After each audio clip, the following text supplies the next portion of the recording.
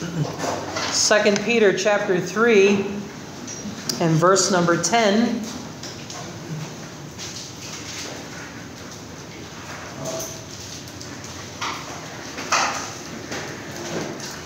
Saklat tayo ng 2 Peter chapter 3. No. Okay. This is happy birthday, Paul, my pastor, and then Pastor Ronald tomorrow. Happy birthday po kay Pastor Ronald tomorrow. And good health. So, birthday ni Pastor Ronald bukas. Wow. And safety for Melody. Yeah, and safety. Pray for health and safety ni Sister Melody. Okay? So we'll remember that in our prayer requests. So, let me write that down. If I don't write it down, it won't make it to the prayer list.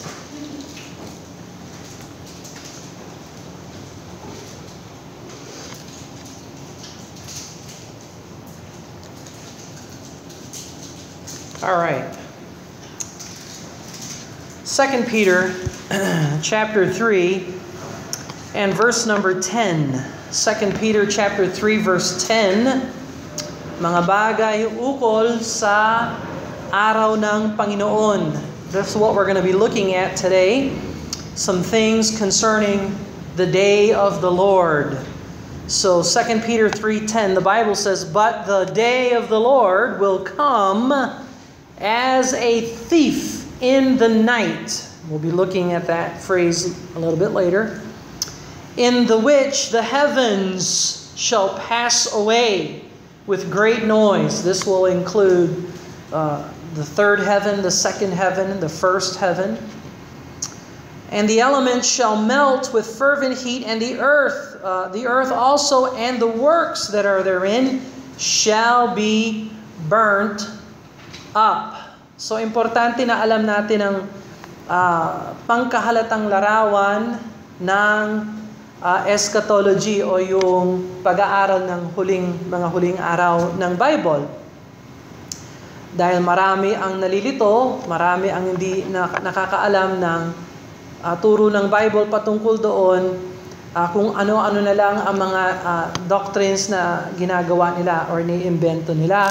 So, una, tingnan natin ang kasiguraduhan ng araw ng Panginoon. Kasiguraduhan ng araw ng Panginoon. Sabi ng 2 Peter chapter 3 verse 10, "But the day of the Lord will come." It will come. First thing I want you to see is the assurance, the certainty of the day of the Lord. This is going to happen. Mangyayari ho ang araw ng Panginoon. Now, so, kung alam natin ang Bible natin,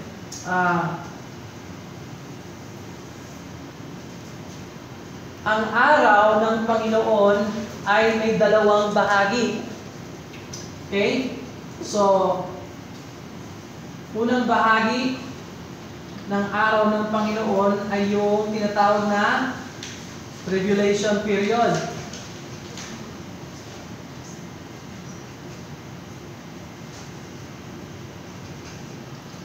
Tribulation period. Ilang taon ito? 7 years. Makukuha mo ito sa Daniel chapter 12. Okay? Makukuha mo rin ito sa Revelation. Sa Daniel 12, sinabi 7 years. Sa Revelation, sinabing ilang buwan equals to 7 years. At saka ilang mga linggo, ilang mga araw equals to 7 years. So, 7-year tribulation. Yung ikalawang bahagi ng Day of the Lord ay mas mahaba. At ito yung tinatawag na Millennial Kingdom.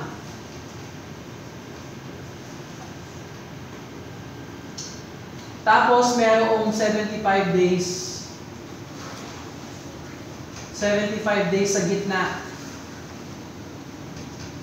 According to Daniel chapter 12. Etong kabuuan nito, yan ang tinatawag ng Bible na Day of Day of the Lord. Yan yung Day of the Lord. Sa Bible, merong Day of Christ.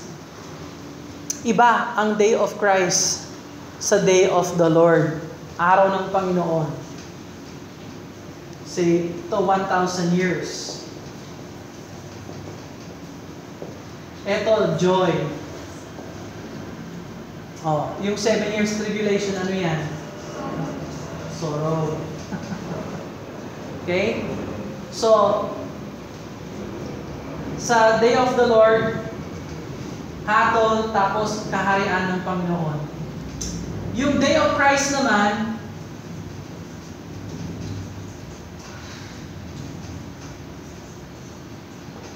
eto naman, para sa mga Kristiyano. Eto tayo mga Kristiyano tayo. Yung mga Kristiyano, hindi ho siya papasok sa 7-year tribulation. Anong mangyayari sa mga Kristiyano? Rapture. Ibig sabihin, si Kristo kakakutin niya tayo. So, hindi tayo dadaan sa tribulation, aakyat tayo sa langit. Haharap tayo sa Panginoon. Hahatulan tayo, hindi patungkol sa impyerno. May mauuwi yan sa impyerno.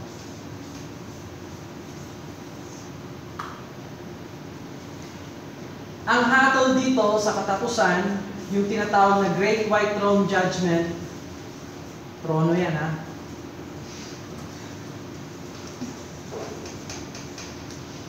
Ayan. Okay. Trono yan. Lahat ng mga hindi ligtas sa katapusan ng millennial kingdom ng Panginoon, hahatulan niya yan at ilalagay sa isang dagatang apoy. Sa ngayon, lahat ng mga kaluluwa na wala pa sa dagat-dagatang apoy, wala pang laman ng dagat-dagatang apoy, pero nandiyan na yung dagat-dagatang apoy. Sa ngayon, ang mga kaluluwa na hindi ligtas, nakareserba ho yun. Saan?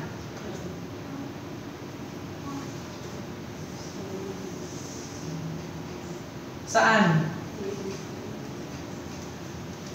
Sa impyerno. Ayan, yung tinatawag ng Bible, hell, impyerno. Lahat ng mga hindi ligtas, ayan, magmula sa kapanahunan ni Adan hanggang sa hatol ng Diyos.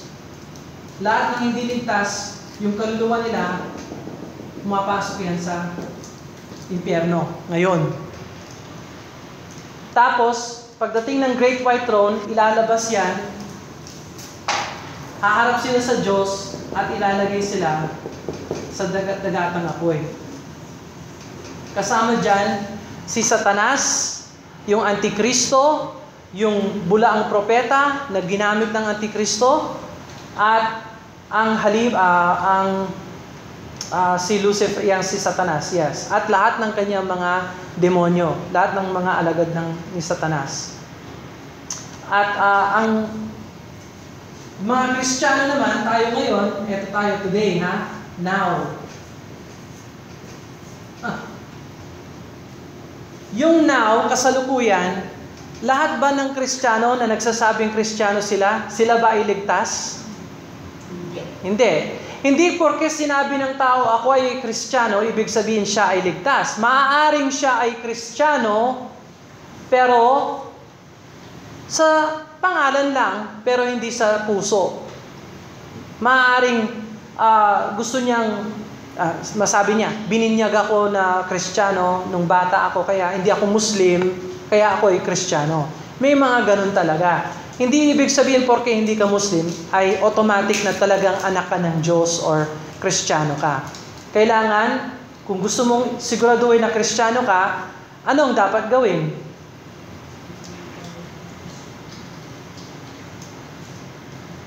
Anong dapat gawin, Yes, believe on the Lord and Savior, Jesus Christ. Kasi pag nagtiwala ka kay Kristo, babaguhin ka ng Panginoon. Okay? And so, kaya alam mo na ikaw ay ligtas, nagtitiwala ka kay Jesus Christ lang. So, pagdating ng time, tatawagin ng Diyos lahat ng mga Kristiyano sa mundong ito. Sinong mananatili?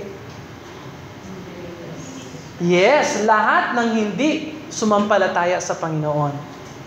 At sila ay papasok sa 7-year tribulation period. Ito yung unang hakbang ng araw ng Diyos, araw ng Panginoon. So, rapture muna, tapos day of Christ. Judgment seat of Christ yon. Yung hatol ng mga Kristiyano, hindi patungkol sa langit o impyerno. Ang hatol ng Kristiyano ay patungkol sa gawa, sa mabubuting gawa. At gagantimpalahan tayo ng Diyos base sa paglingkod natin sa Kanya. Now, hindi tayo ligtas dahil naglilingkod tayo sa Kanya. Pero dahil tayo ay ligtas, maaari tayong maglingkod sa Kanya. Okay? So, wag mong unahin yung gawa. Unahin mo muna yung grasya ng Diyos. Yung grasya ng Diyos na nagligtas sa iyo ay nagbibigay sa iyo ng kapangyarihan para ikaw ay maglingkod sa Diyos. So, ang pananampalataya na nakakapagligtas ay ang pananampalataya na namumunga ng mabubuting gawa. Ang mabubuting gawa ay basihan ng gantimpala pero hindi basihan ng buhay na walang hanggan. So lahat ng pupunta sa impyerno at dagat-dagatang apoy, hindi nila tinanggap si Jesus Christ bilang tagapagligtas. Siya, si Hesus Kristo, nung namatay siya sa krus, binuhos sa Kanya lahat ng ating mga kasalanan. Ipinasan sa Kanya ang lahat ng ating mga kasalanan. Yung parusa na dapat na maranasan natin sa impyerno at sa dagat-dagatang apoy, ay inilagay ng Ama sa Kanyang anak. At siya ang naging ating kapalit. Kaya nung namatay si Kristo sa krus ng Kalbaryo, naranasan niya yung impyerno natin. Sa krus, naranasan niya lahat ng paghihirap ng impyerno, naranasan ni Kristo sa krus. Anong nararamdaman ng mga kaluluwa sa impyerno? According to Luke chapter 16. Nauuhaw sila. Ikaw nga ang pumasok sa isang apoy. Tingnan mo kung hindi ka mauuhaw. Okay? Sabi ni Jesus Christ, I thirst. Nauuhaw ako. Okay? Lahat ng parusa natin, inangkin ng Panginoong Jesucristo sa krus, at lahat ng sa Kanya sumasampalataya, hinatol na ng Diyos kay Kristo. Kaya hindi na tayo haharap sa hatol ng Diyos patungkol sa langit o impyerno. Nung tinanggap natin si Jesus Christ, tapos na ang hatol. Ngayon, ang sasagutin na lang natin sa Panginoon kung ano ang ginawa natin sa buhay Kristiyano natin. Naglingkod ba tayo sa Diyos? Sinamba ba natin ang Panginoon? Anong ginawa natin sa oras natin? Ginugol ba natin sa paglingkod sa Panginoon o ginawa na lang natin yung gusto natin gawin? So sasagot tayo bilang Kristiyano sa Panginoon, hindi para sa kaligtasan, kundi para sa paglilingkod natin sa Panginoon, sa gantimpala niya. Now, eto ang day of the Lord. Sabi ng Bible, the day of the Lord will come. Darating talaga yan. Darating talaga ito. Will come. Sigurado. Darating ho yan.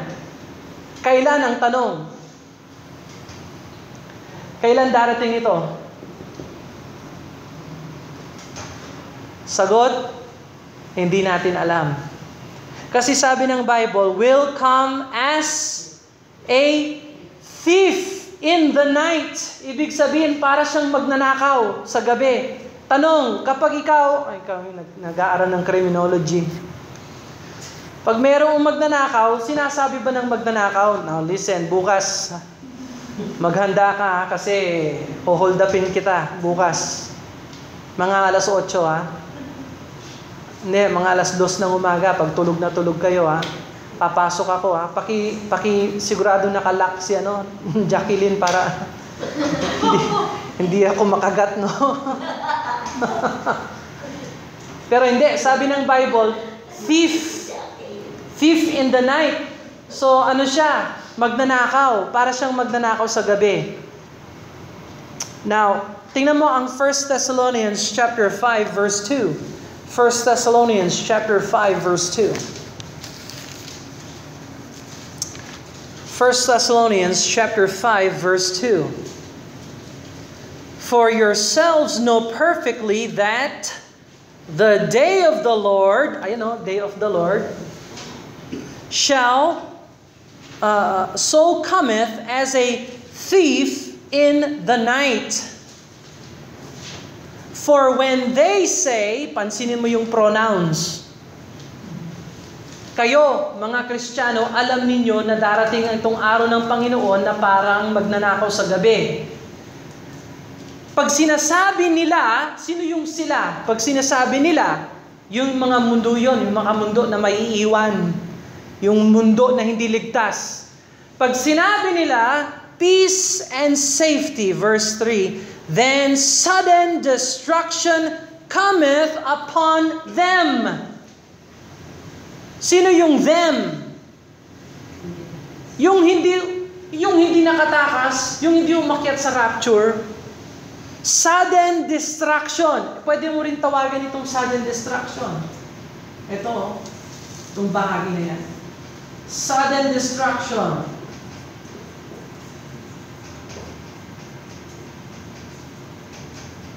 Sudden destruction.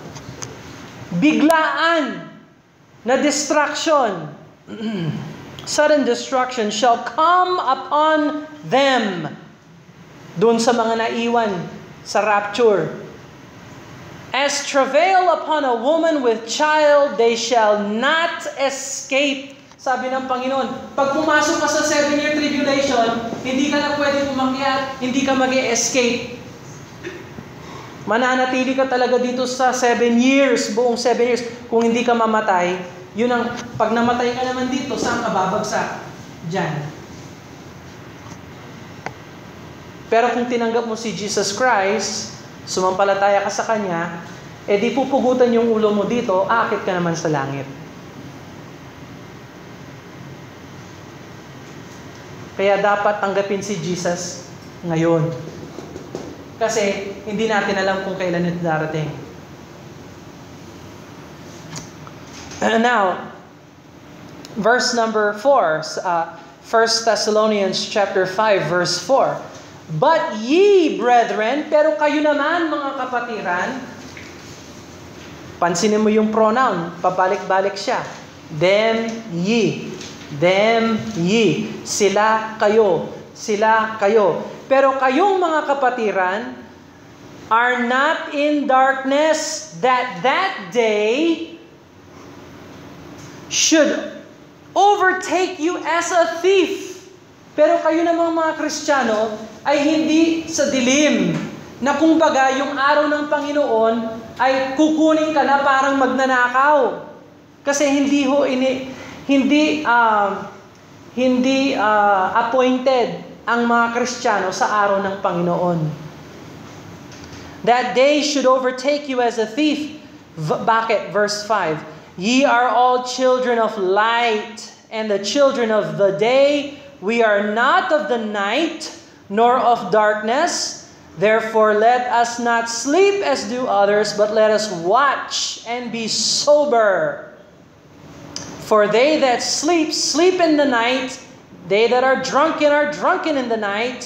Verse 8. But let us, who are of the day, be sober, putting on the breastplate of faith and love, and an helmet, the hope of salvation. For God hath not appointed us to wrath. Hindi ho inappoint tayo ng Panginoon na pumasok sa araw ng Panginoon dito sa 7-year tribulation. God hath not appointed us to wrath, but to obtain salvation, deliverance. Kailangan i-obtain natin ang deliverance natin. Yun ang salitang salvation dyan, ibig sabihin deliverance. Na mahakot, ma-deliver tayo, matanggal tayo sa mundong ito. Mahakot tayo ng Panginoon. For God hath not appointed us to wrath, but to obtain salvation by the Lord Jesus Christ, who died for us, that whether we wake or sleep, we should live together with Him. Wherefore comfort yourselves together and edify one another, even as also ye do. So, si Jesus Christ ay namatay para sa atin, para hindi tayo pumasok dito, hahakutin niya tayo doon. Now, balik tayo sa 2 Peter chapter 3 verse 10. 2 Peter chapter 3 verse 10. But the day of the Lord will come as a thief in the night. So, sino ang mabibigla? Pag pumasok tayo sa tribulation, sino ang mabibigla dito? Kristiyano o yung hindi Kristiyano? Yung hindi Kristiyano. Hindi nila alam na parating pala ang Antikristo. Kung tutusin, nandito na ho ang Antikristo. Hindi lang natin alam kung sino siya kasi nandito pa yung mga Kristiyano. Pero sa oras na hakutin ng Panginoon lahat ng mga ligtas, lahat ng nakay Kristo, yung maiiwan dito, magiging magulo ang mundong ito at aangat yung Antikristo, sasabihin niya, bigay niyo sa akin ng otoridad at bibigyan ko kayo ng kapayapaan. Pangako, 7 years, bigyan ko kayo ng kapayapaan. Peace treaty.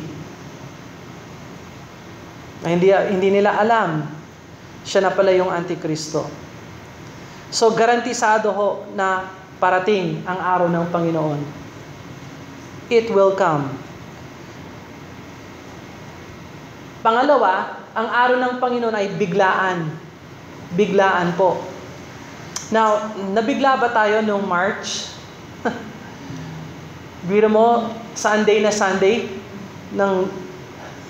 nagsa-Sunday school tayo, Sunday morning, Sunday evening, tapos pagdating natin sa bahay, 12 o'clock, lockdown. Lockdown, buong bansa. Walang makatravel, walang nakauwi, walang pwedeng mag-travel kung saan-saan, lockdown. Hindi lang yung bansa natin, yung pala buong mundo na lockdown. Halos buong mundo. Ilan lang yung mga bansa na hindi pa naapektuhan ng COVID noon. Wala pa silang lockdown. Pero biglaan yun, no? Biro mo, biglaan, meron na nag-i-scan. Biglaan, meron ng face mask, face shield, protocol. Biglaan, kada kanto merong militar, police, militar, frontline. Biglaan. Kaya alam natin, yung mundong ito, handa na ho para sa biglaan na pagdating ng araw ng Panginoon, pagdating ng Antikristo. Biglaan. Kaya dapat mag-prepare tayo. So ano yung preparation natin para sa araw ng Panginoon? Paano mo i-prepare yan? Anong sagot? Ha? Share the gospel. Una, tanggapin muna yung gospel. Diba? Masave ka muna. Ayun. Kung gusto mong maging handa para dito, tanggapin mo si Jesus Christ. Sumampalataya ka sa Kanya. Kasi, kapag sumampalataya ka sa Kanya, handa ka na. Pagdating ng Panginoon, hahakutin ka niya, hindi ka nadadaan dito sa tribulation. Now, tapos, bukod sa pagtanggap kay Jesus Christ, ano pa ang dapat gawin ng mga Kristiyano ngayon para maging handa sa araw ng Panginoon? Maglingkod. Maglingkod sa Kanya. Okay, kung hindi ka pa na-baptize, magpa-baptize ka. Hindi para sa kaligtasan. Hindi usapan ng kaligtasan. Ang usapan doon, maglilingkod na ako sa Panginoon. O kung hindi ka pa church member, di magpa-member ka sa church. Para pagdating mo sa judgment seat of Christ, masasabi mo, Panginoon, ginugol ko yung oras ko para sa'yo. Naglingkod ako sa'yo. Saan ka naglingkod? Sa Mount Zion Baptist. Ayun. Naka-enroll ka na pala. Now, yung estudyante, yung mga nag-aaral sa college student, pag tapos na yung pag-aaral mo, makakakuha ka ba ng diploma kung hindi ka nag-enroll? Ha? Aral ka ng aral, nag-audit ka pala, wala kang credit, audit lang. Ginawa mo yung trabaho, pero wala kang diploma. Ganon ang mangyayari sa maraming mga Kristiyano. Yes, ligtas sila. Yes, aakyat sila sa langit. Pero tatanungin sila ng Diyos, anong ginawa mo sa simbahan, sa iglesia? Wala. O graduate ka nga, kaya lang wala kang gantimpala. You see? Kasi, paano ka maglilingkod sa Panginoon? Saan ka maglilingkod sa Panginoon? Sa church. Ang church ang nagbibigay sa iyo ng karapatan na mag-evangelize, mag-disciple. Church. Wala akong ministry sa labas ng church. There is no ministry outside of the local New Testament biblical church. You're going to answer to God for how you serve Him in the church. And if you're not in the church, you go to heaven because of grace. By the blood of Jesus Christ, you're saved. But where is your rewards? You didn't serve Him His way. You need to serve Him God's way. Alright? So, pangatlo at katapusan. So nakita natin ang kasiguraduhan ng Day of the Lord, ang kabiglaan ng Day of the Lord, at ngayon, ang kainitan ng araw ng Panginoon. Tingnan mo ang verse 10.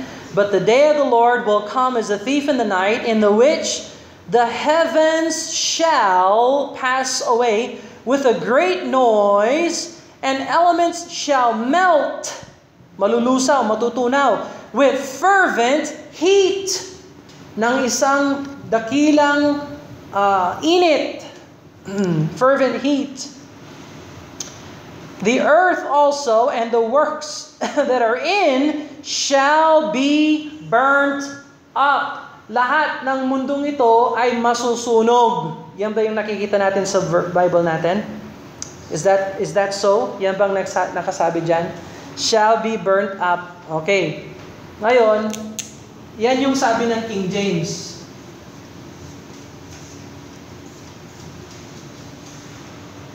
Shall be burnt up. Masusunog daw ang buong mundo. Now, kung meron kang NASB, yung bagong salin, ang sabi ng NASB, yung bagong salin, shall be discovered. Discovered. Madidiscover daw. Does that make sense? In the which the heavens shall pass away with a great noise, and the elements shall melt with fervent heat, and the earth also and the works shall be discovered. That's what the New American Standard Bible say. Sabi naman ng ESV, eto, sikat na yung ESV ngayon. Kami gumagamit ng ESV. Sabi ng ESV, shall be disclosed. Disclosed. Ayun, anong ibig sabihin ng disclosed? Discovered, parehas. So, sabi ng Bible, the heavens shall pass away with great noise, the elements shall melt with fervent heat, and the earth and the works therein shall be disclosed. It doesn't make sense. Why this says burned, that's consistent with the scripture verse. This one says discovered, this one says disclosed. Kung meron kang NIV, yan yung pinakasikat sa kanilang lahat. Yung NIV, kasi yan daw nababasa. Yan naiintindihan. Kung hindi ka nagbabasa ng Bible, kahit anong salin ang gamitin mo, wala kang maintindihan kasi hindi ka nagbabasa. Pero kung magbasa ka lang, basahin mo lang yung King James, subukan mo lang. Ang mahirap lang sa King James, kakaunti lang. Ang nakakainis, yung talagang nauunawaan ng tao na ayaw gawin ng tao kasi makasalanan. But NIV, sa NIV, sabi naman ng NIV, laid bare. Laid bare. Laid bare. Anong ibig sabihin ng laid bare? Ipapahayag, discovered, disclosed. Parehas. Laid bare.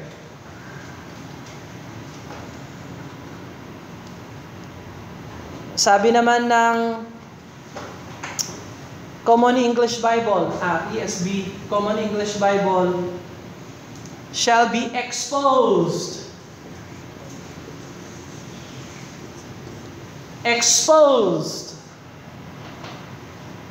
Does that make sense? Na ang buong mundo ay matutunaw at ito ay mai-expose? No. Dapat matutunaw at masusunog. Burned up. Sabi ng King James, burned up. Tapos, sabi naman ng New Living Translation, found. Shall be found to deserve judgment. Matutunaw ang kalangitan at ang mundo ay mapapahayag na nangangailangan ng ihatol. Does that make sense? No, it doesn't make sense. That's the New Living Translation.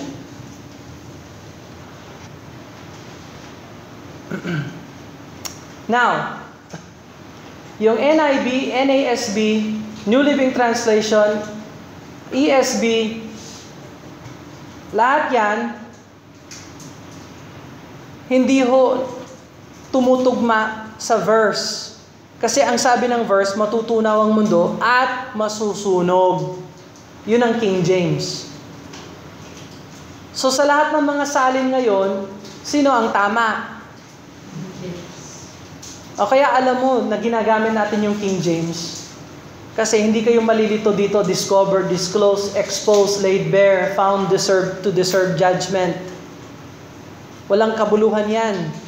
Matutunaw na ang langit, matutunaw na ang mundo, kaya ito ay masusunog. Hindi yung matutunaw yung langit, matutunaw ang mundo, kaya ito ay madidiscover. O ito ay matatagpuan. O ito ay may expose. Walang kabuluhan yan. Yung mga translations na yon. May isa pang problema. Yung mga modernong salin. Mga 10 taon from now, papalitan yan. Dadagdagan ito ng isang salita. Ready? Ang salita na dadagdagan nila dito, not. Not. Pero ngayon, hindi pa nakasulat yan, not. Kasi, ngayon lang nila na-discover na kailangan palang dagdagan ng not. Not discovered, not disclosed, not exposed, not laid bare. So biro mo, magmula 40 years ago nung nagsimula yung NIV, lahat naniniwala na madidiscover, madidisclose, malelaid bare ang buong mundo. Pero pagdating ng 2030, lalagyan pala ng not yan, not laid bare. So paano natin nalaman yan na dadagdagan ito? Kasi yung mga gumagawa ng modernong salin ngayon, ini-experiment po nila ito. At nilabas nila yan sa bagong Greek na inimbento nila. Sa pamamagitan ng CBMG. Ano ba yan? CBGM. CBGM.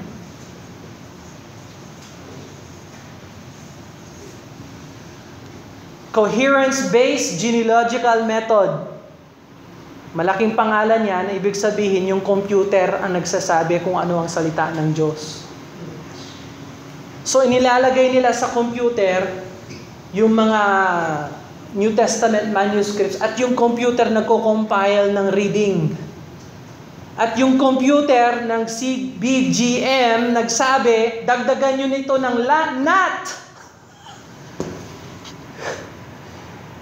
Kaya pagdating ng mga bagong salin, papalitan ho lahat yan.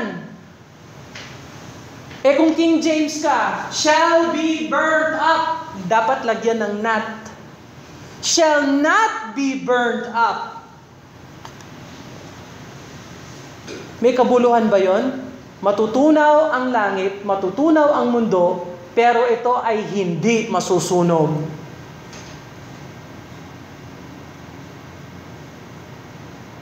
Thank you sa mga modernong salin na hindi pa sila nakahabol. Kasi ngayon, wala pa itong NAT.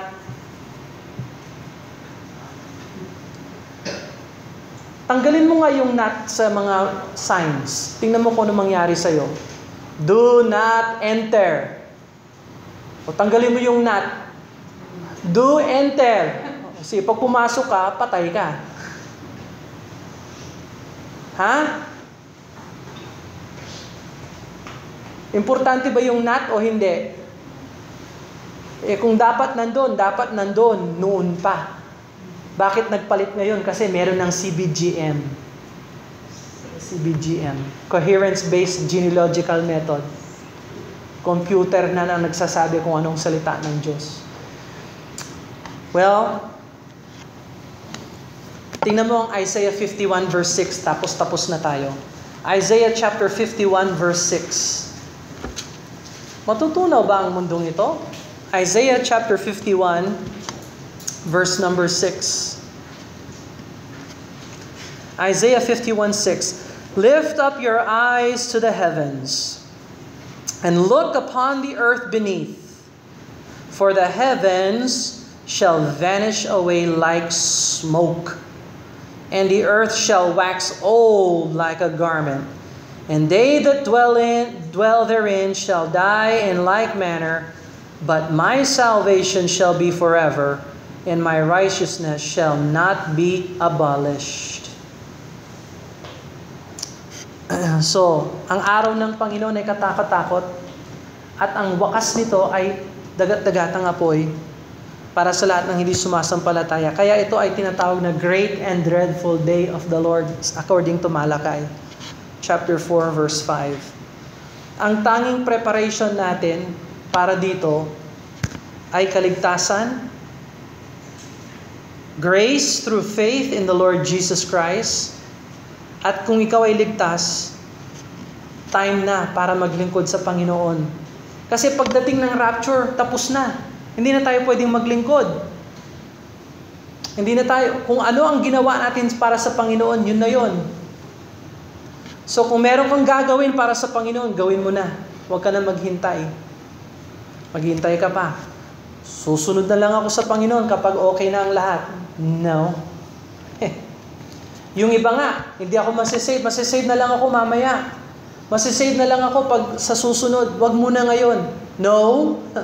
Now is the day of salvation. Now. Maligtas ka ngayon. Tapos maglingkod ka na sa Panginoon. Let's pray and ask the Lord to bless them. Father in heaven, we thank you, Lord, for the Word of God. We thank you for the certainty, the truth, that the day of the Lord is approaching. And that it will come as a thief in the night. That it will be sudden destruction. And Father, I pray you would help us, help those, Lord, who need to be saved, that they would come to believe in the Lord Jesus Christ and be saved.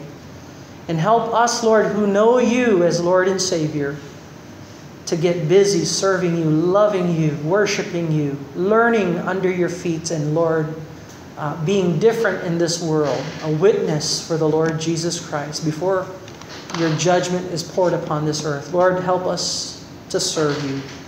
We love you and ask your blessing now. In Jesus' name we pray. Amen and amen. God bless you.